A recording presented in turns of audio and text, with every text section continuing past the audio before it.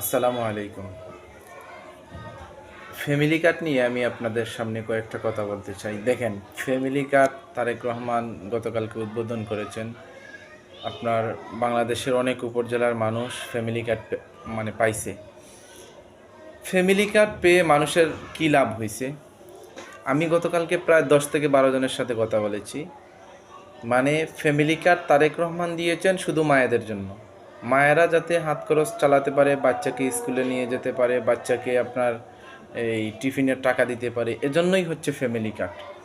ঠিক আছে, এখানে ফ্যামিলি কার্ড নিয়ে রাজনীতি করাটা আমি যৌক্তিক মনে করি না।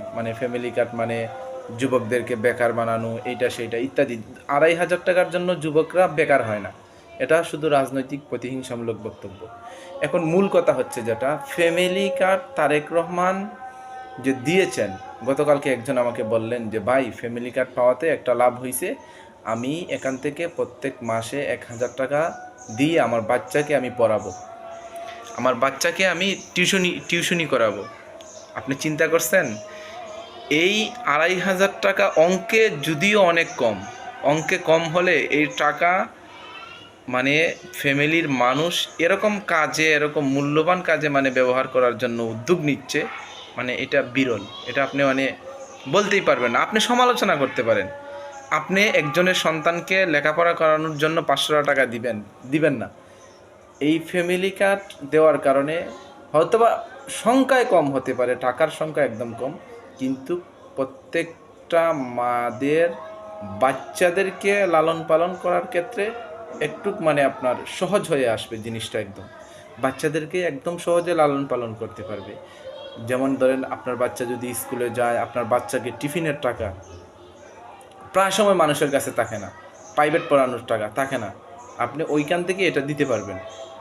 এজন্য ভাই, আমরা সব জিনিস নিয়ে রাজনীতি না করি। যে কোনো, আমাদের দেশে এরকম একটা অবস্থা, যে কোনো বিষয় নিয়ে শুধু রাজনীতি রাজনীতি রাজনীতি। যেটা ভালো উদ্যোগ, ভালো আপনার প্রস্তাব, এটাকে আমরা স্বাগত জানাই, মুবারকবাদ জানাই, এটার পক্ষে আমরা থাকি। অতএব ফ্যামিলি কার্ডের বিরুদ্ধে যে কোনো লাভ নাই। ঠিক আছে, তো আমাদের মাননীয় প্রধানমন্ত্রী জনাব তারেক রহমানকে অসংখ্য ধন্যবাদ। তো সবাই ভালো থাকবেন। আর সমালোচনা থেকে আমরা দূরে থাকি। যেগুলো সমালোচনা করার, এগুলো সমালোচনা করি। আমরা রাজনীতি করি না। যারা রাজনীতি করেন তাদেরকে বলছি, যেটা সমালোচনা করার সেই বিষয়টাই সমালোচনা করেন। ঠিক আছে, তো ভালো থাকবেন। আসসালামু আলাইকুম।